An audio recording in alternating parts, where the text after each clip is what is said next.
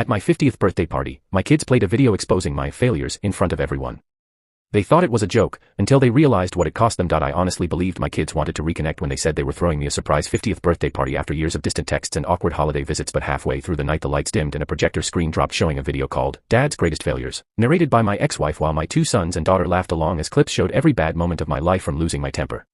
during their teenage years to our messy divorce, and then she crossed a line by joking about our private life in front of my co-workers and friends while the crowd laughed uncomfortably, and the finale was my kids announcing they planned to drop my last name because they didn't want to be associated with a disappointment anymore. So I quietly thanked everyone for coming and walked out without arguing, but 2 days later my phone exploded with calls and messages because suddenly my oldest son's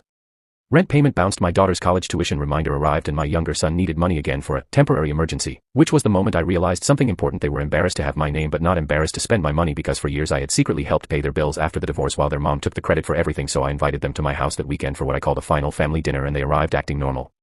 even joking about the party, until I turned on the TV and replayed their birthday humiliation video in complete silence. And when it ended I handed them envelopes showing exactly how much money I had given each of them over the past 8 years, along with letters explaining every payment. Stopped immediately. Then I added one last document revealing I had sold the vacation cabin they assumed they would, and legally changed my last name to my mother's maiden name, so the name they were ashamed of was no longer theirs to reject. And while they sat there stunned arguing about how they would manage rent, tuition and debts without my help, I simply grabbed my coat, walked to the door and said the same thing they said in their video: actions have consequences. And for the first time in nearly a decade my phone stopped